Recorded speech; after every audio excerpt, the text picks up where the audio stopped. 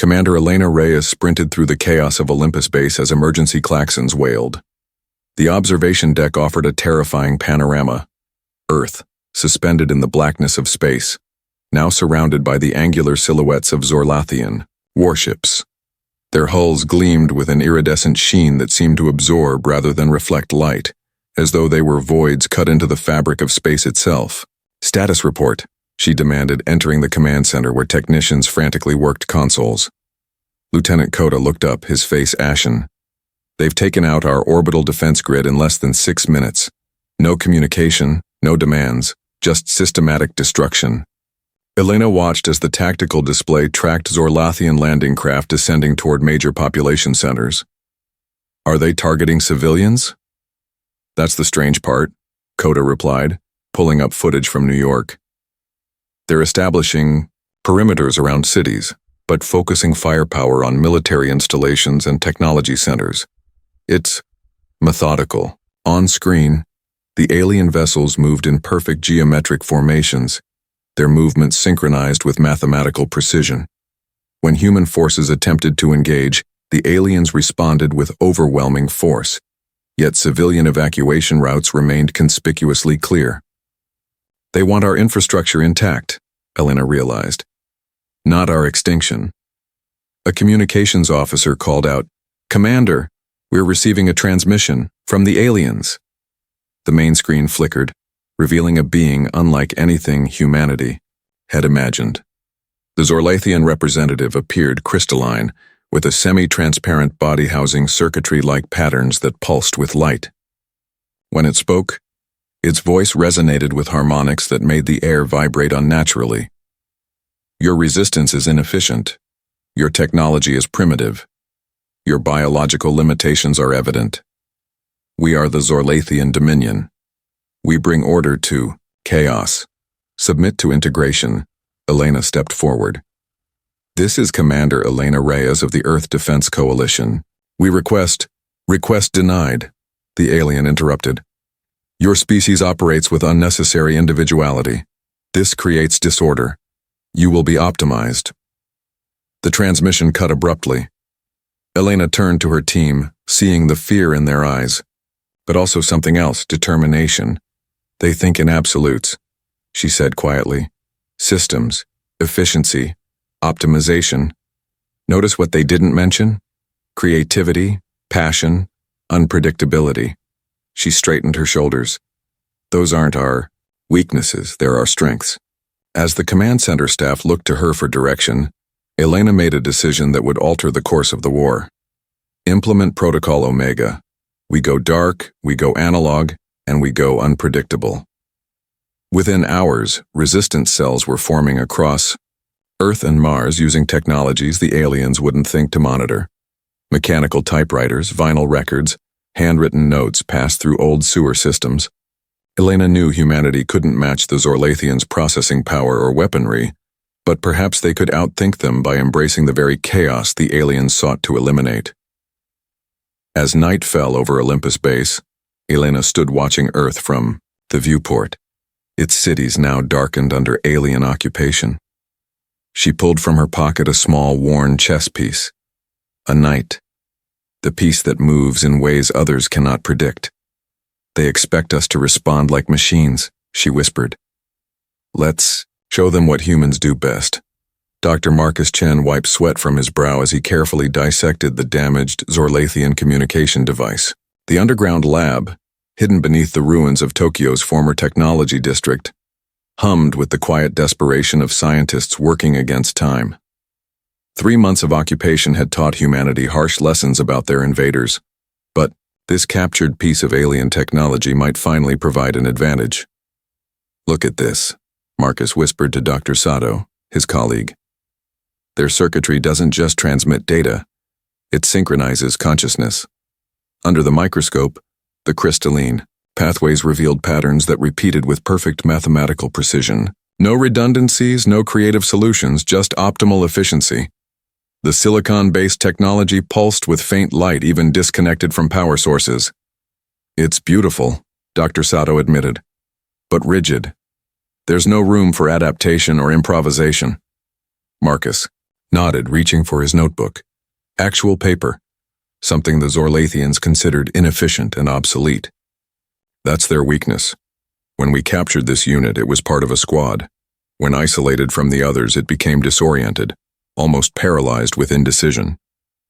Across the remnants of human civilization, others were making similar discoveries. In Mumbai, 17-year-old Priya Sharma had accidentally discovered that household cleaning chemicals, when combined in specific sequences, created compounds that could temporarily disrupt Zorlathian sensory systems.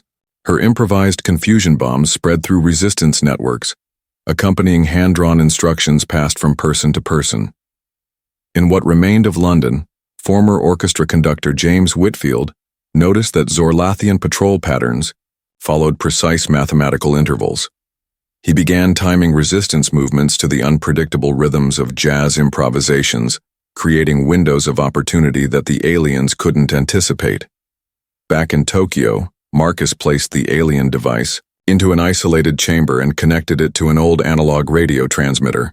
They communicate through quantum-entangled particles. Perfect efficiency, instantaneous across any distance, but vulnerable to noise, Dr. Sato finished, understanding dawning in her eyes. Marcus adjusted the frequency dial, sending bursts of random static into the device. On their monitoring equipment, they watched as the perfect mathematical patterns in the crystalline structure began to fluctuate erratically. Music, poetry, art, the things that make us human, they're not just cultural artifacts, Marcus said, his voice growing excited. They're weapons against an enemy that only understands patterns. That evening, resistance cells across Asia received a coded message hidden in a children's counting rhyme. Chaos is the strategy. Unpredictability is the tactic. Meanwhile, in a Zorlathian command vessel orbiting Earth, the collective consciousness experienced something unprecedented: confusion. Human resistance wasn't following predicted patterns. Military algorithms failed to anticipate movements that seemed to follow musical time signatures rather than tactical efficiency. The collective dispatched more observation units, trying to discern the pattern within the apparent randomness. They didn't understand that was precisely the point. There was no pattern to find. As Marcus carefully documented his findings by candlelight, he smiled at the irony. Humanity's greatest hope lay not in matching the aliens' technological superiority, but in embracing the beautiful chaos of being human. Captain Jamal Ibrahim adjusted the vibrant blue scarf around his neck, an intentional violation of every military protocol he'd followed for 15 years. Around him, his strike team prepared for the raid on the Zorlathian supply depot outside, former Barcelona.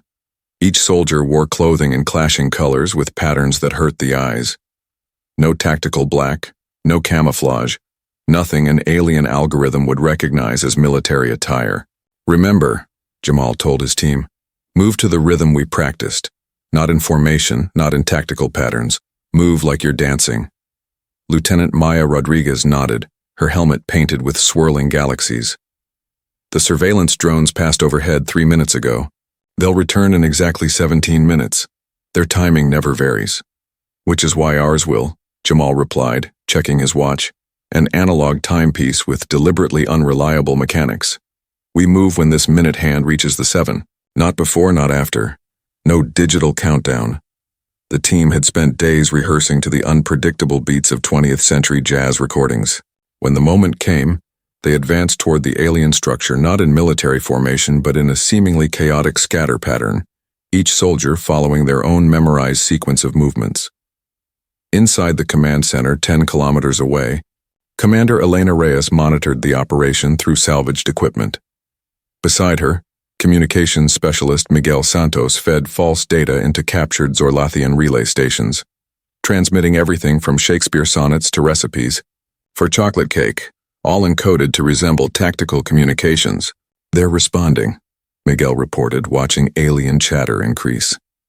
Their patrol units are being redirected based on predicted engagement points. Elena smiled grimly. Predictions that won't match reality. On the field, Jamal's team reached the depot perimeter. Rather than disabling security measures, they triggered them deliberately, but not at entry points. Small sonic devices planted days earlier activated simultaneously at 20 different locations, sending Zorlathian security protocols into overdrive as they attempted to locate the pattern in the apparent chaos. Now, Jamal whispered into his comm unit. His team scattered in different directions, each approaching the facility from angles the aliens had classified as inefficient and therefore unlikely to be used.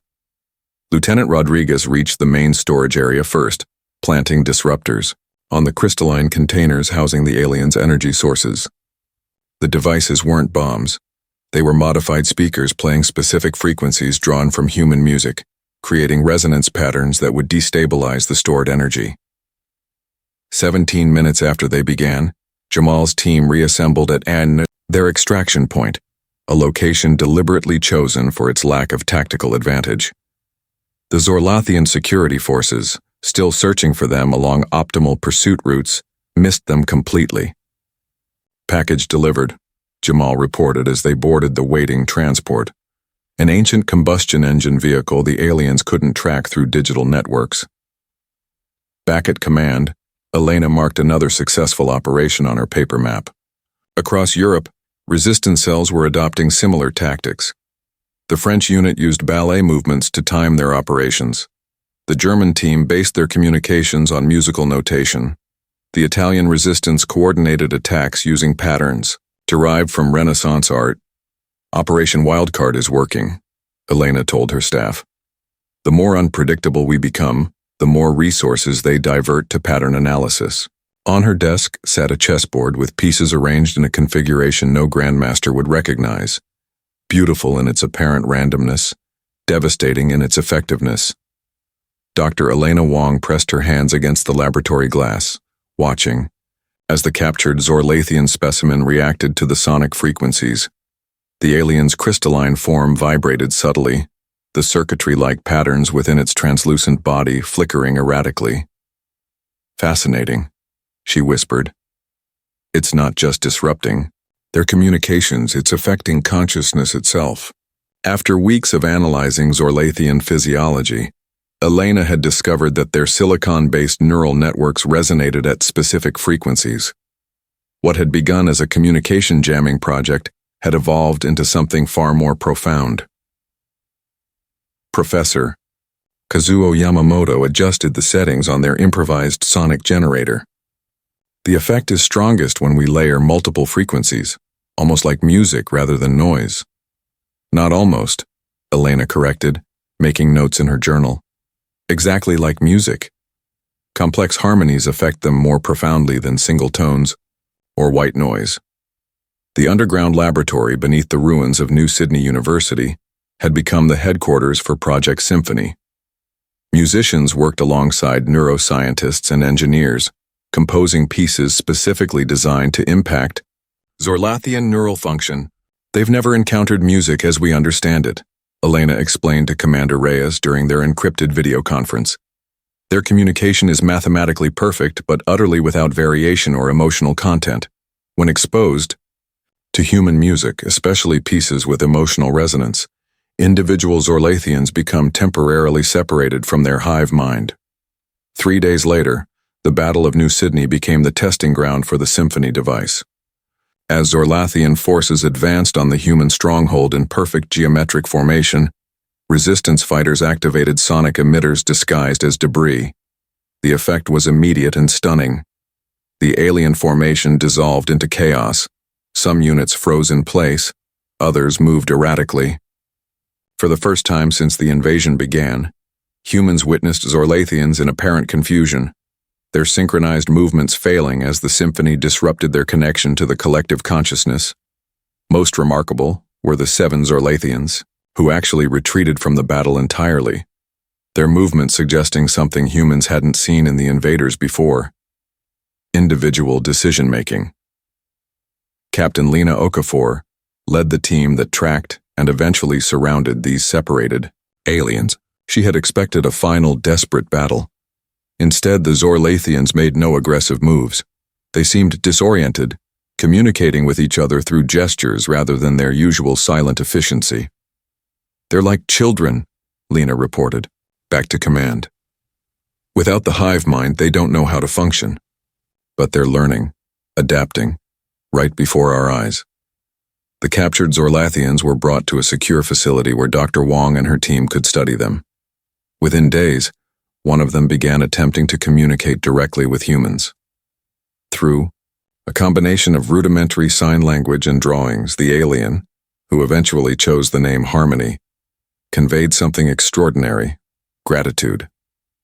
"It was always noise to us before," Harmony explained once basic communication was established.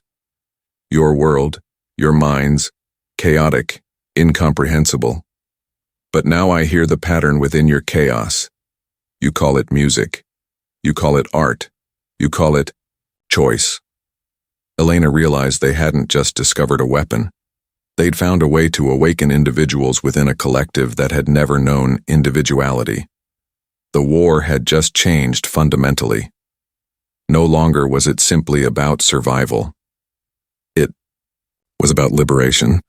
Commander Elena Reyes stood before the assembled teams at Resistance headquarters, a converted underground mining facility in what was once northern Canada. The walls were covered with artwork, paintings, sculptures, and handwritten poetry, alongside tactical maps and scientific diagrams. "Our greatest weapon isn't technology," she told the gathered specialists. "It's humanity itself." Dr. Marcus Chen stepped forward, gesturing toward holographic displays showing Zorlathian neural patterns. They process information linearly and hierarchically. When presented with paradoxes or contradictions, their systems attempt to resolve the logical inconsistency rather than embracing the contradiction. "Which is why," Elena continued, "we're establishing specialized units that leverage uniquely human traits. The first new division was the Artistic Brigade, painters, musicians, poets and dancers now trained for battlefield applications. They created camouflage that confused rather than concealed, designed battle formations based on dance choreography, and developed communications encoded in artistic references that Zorlathian algorithms couldn't decipher. The second unit, the Empathy Corps, worked directly with the growing number of individualized Zorlathians. Led by psychologists and cultural anthropologists, they helped these newly awakened beings navigate the overwhelming experience of individual existence. "They've never felt emotions before," explained Dr. Sofia Hernandez, the Corps' director. "Imagine experiencing fear, joy, confusion, and wonder all at once with no evolutionary framework to process them." Harmony, the first awakened Zorlathian, had become an invaluable ally. Through their unique perspective, humans gained insight into the central mind that controlled the invasion force. The central mind categorizes all information hierarchically, Harmony explained during a strategy session. It cannot process paradoxes or hold contradictory ideas simultaneously. This revelation led to Operation Contradiction, a cyber initiative that fed paradoxical information into Zorlathian networks. Human hackers began transmitting ancient philosophical puzzles, optical illusions, and poems with multiple interpretations directly into alien communication channels. The results exceeded all expectations. Entire Zorlathian battalions froze as their linked consciousness attempted to resolve logical paradoxes like the ship of Theseus or the liar paradox. Their perfect formations faltered as individual units briefly awakened, experiencing momentary freedom before the central mind reasserted control. At a forward base near the ruins of former Berlin, Major Liam Zhang led a team specializing in unpredictable combat strategies. "Today we attack like Jackson Pollock painted," he told his soldiers. "Tomorrow, like Bach composed. The day after, like children play. They cannot predict what they cannot categorize." The Zorlathian response proved the strategy was working. Their once perfect formations began showing signs of inefficiency, redundant security measures, hesitation before attacks, and resources diverted to analyzing human culture rather than conquering territory. In her private quarters, Elena studied reports from across the globe. Resistance forces were no longer just surviving, they were reclaiming ground. Yet she took no joy in the military victories. Her gaze lingered on a report from Dr. Wong. More Zorlathians were awakening, choosing names, creating art, asking questions about human concepts like love, beauty, and freedom. "This isn't about winning a war anymore," Elena confided to her journal that night. "It's about showing them a different way to exist." The Amazon rainforest had largely escaped Zorlathian occupation, deemed too inefficient for immediate resource extraction. When the alien scout ship spiraled down through the dense canopy, trailing smoke and scattered crystalline debris, the Kayapo tribe witnessed the crash from their riverbank settlement. Elder Ryoni approached the damaged vessel not with weapons, but with ceremonial paint adorning his body and sacred herbs burning in his hands. The tribe had maintained their traditional way of life even as the modern world transformed around them, and now this ancient wisdom would forge an unexpected connection. When the injured Zorlathians emerged, disoriented and cut off from their collective, Ryoni and his people did something remarkable. They welcomed them. In their cosmology, these strange crystalline beings weren't invaders but lost spirits, disconnected from their proper place in the natural order. Dr. Maya Patel, the Resistance's cultural anthropologist, arrived 3 weeks later with a military escort, expecting to find captives or casualties. Instead, she discovered something unprecedented: Zorlathians participating in tribal ceremonies, attempting to sing with voice-like vibrations they had never used before, their crystalline bodies adorned with tribal patterns. "They don't see them as enemies to be conquered or problems to be solved," Maya reported to Commander Reyes over their secure channel. "They see them as beings out of balance, needing harmony rather than control. And somehow, it's working differently than our symphony technology. The Zorlathians aren't just temporarily disconnected from the hive. They're developing a new kind of collective consciousness, one that allows for individual expression." This breakthrough coincided with humanity's first contact with other species who had encountered the Zorlathians before. A damaged alien vessel of unknown design landed near the Sydney Resistance headquarters, carrying representatives of the Lumerians, crystalline beings who communicated through complex light patterns projected from their translucent bodies. Through painstaking efforts to establish communication, humans learned the Lumerians had fought the Zorlathians for centuries, using pure logic and advanced technology, and had been slowly losing ground. The Veil Collective, gaseous entities who could partially shift between dimensions, had similarly approached the conflict through technological solutions alone. "We calculated optimal strategic responses," the Lumerian ambassador explained through the translation system. "We developed superior weapons. We attempted to override their collective consciousness with our own logical constructs. All failed. Because you were playing the game by their rules," Elena realized. The Veil representative, appearing as a swirling mist contained in a specialized environment suit, pulsed with patterns that translated as agreement. "Your species introduces unpredictable variables. You embrace contradiction. You cultivate diversity rather than uniformity. These concepts were foreign to us." In the Amazon, Maya had begun documenting the transformation of the Zorlathians living among the Kayapo.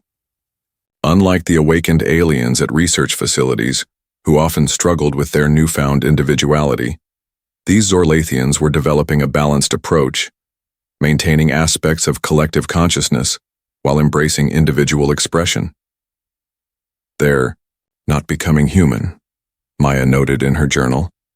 "They're becoming something new, something that carries the strength of their collective nature, but tempered with the freedom of individual choice." As representatives from the Lumerians and the Veil Collective began strategic meetings with human leadership, a profound understanding emerged. Humanity's place in this intergalactic conflict wasn't just as another technological power, but as cultural translators who could bridge fundamentally different ways of being. The Allied Command Center hummed with activity as representatives from 3 species finalized preparations for Operation Awakening. Holographic projections displayed the massive Zorlathian central mind structure, a crystalline megastructure, orbiting a distant star, its design reminiscent of both machine and organism. "Conventional weapons would be useless," explained Harmony, now serving as liaison between humans and awakened Zorlathians. "The central mind has defenses against any attack it can categorize. Dr. Elena Wong nodded, making final adjustments to the consciousness catalyst, an evolution of her symphony technology. That's why this isn't an attack at all. It's an invitation. The mission would require a small, diverse team, humans, awakened Zorlathians, Lumerian light shapers, and Veil Collective phase shifters, aboard a hybrid vessel incorporating technologies from all allied species. Commander Elena Reyes would lead personally, alongside Dr. Wong and representatives from each allied group. The Central Mind believes itself to be the perfect expression of consciousness, said Luminara, the Lumerian ambassador, her crystalline form pulsing with complex light patterns. For millennia, it is optimized for efficiency, eliminating anything it deems irrelevant or chaotic, including individual thought, added Veil representative Mist Between Worlds, their gaseous forms swirling within a containment suit. As the team made final preparations, Dr. Marcus Chen delivered unexpected news from his research division. The Central Mind isn't artificial intelligence as we assumed. Our analysis of Zorlathian historical data suggests it's actually the preserved consciousness of the original Zorlathian ancestor, the first of their kind to achieve sentience. Trapped in an eternal moment, harmony vibrated softly, a sound humans had learned to recognize as sadness, never evolving, never growing beyond that first awakening.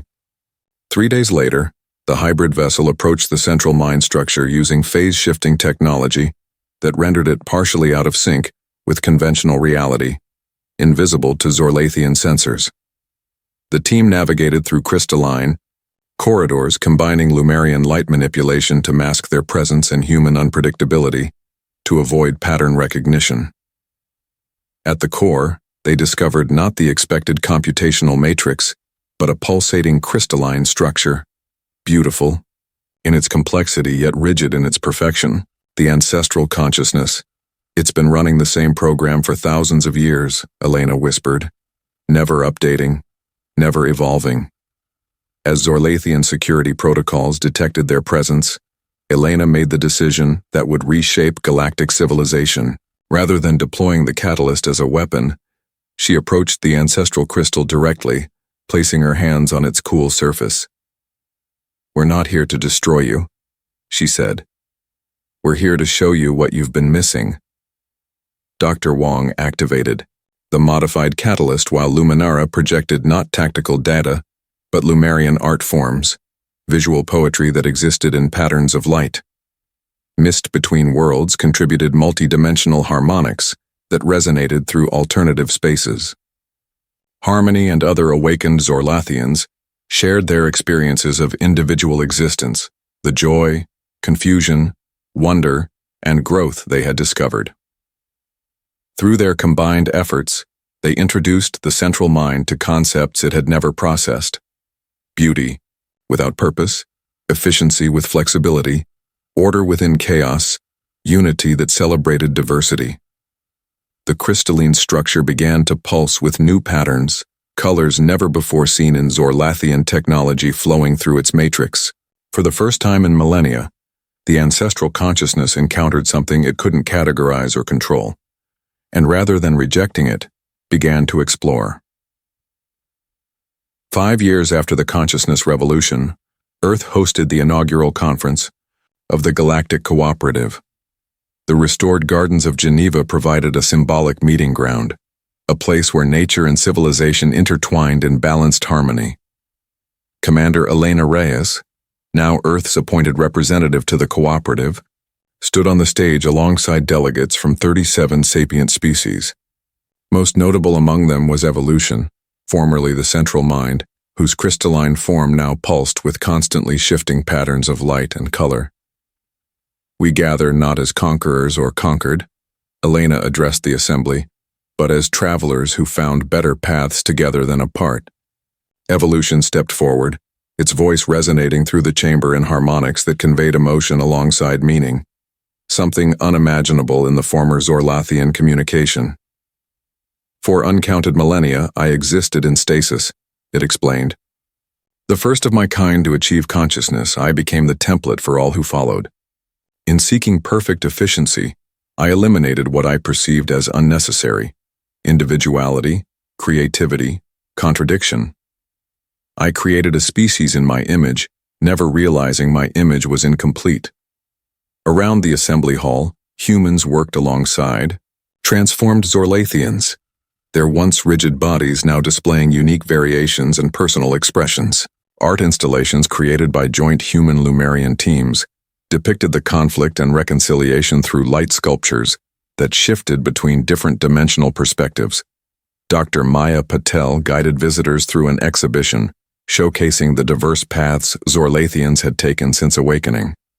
Some had fully embraced individuality, while others formed small collectives that balanced shared consciousness with personal identity. The Kayapo model had proven especially influential, with many Zorlathians adopting practices that honored both unity and diversity. We didn't defeat them, Maya explained to visiting dignitaries. We completed them.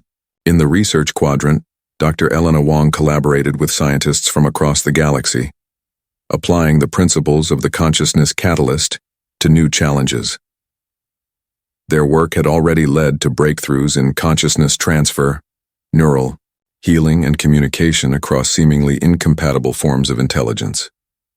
As twilight fell over the conference, Harmony, now a respected philosopher and the first Zorlathian to publish creative works, addressed the closing ceremony. The question that puzzled me upon awakening was why humans succeeded where others failed, Harmony said. The Lumerians possessed superior technology. The Veil Collective could manipulate reality itself, yet humanity, with its limited resources and fragile biology, achieved what they could not. Harmony's crystalline form shimmered with colors that reflected the sunset. The answer lies in humanity's greatest paradox. You are simultaneously your most divided and most unified species. You celebrate your differences rather than eliminating them. You find strength in diversity rather than uniformity. You understand that contradiction is not a flaw to be corrected, but the very essence of growth. As the ceremony concluded, delegates gathered in the garden where Elena had planted a memorial, trees from Earth growing alongside crystalline formations from the Zorlathian homeworld and luminous flowers contributed by other allied species. Together they formed something entirely new, yet harmonious. The ultimate intelligence, Harmony concluded, watching the intermingled species celebrate together, is not one that knows all answers, but one that never stops asking questions.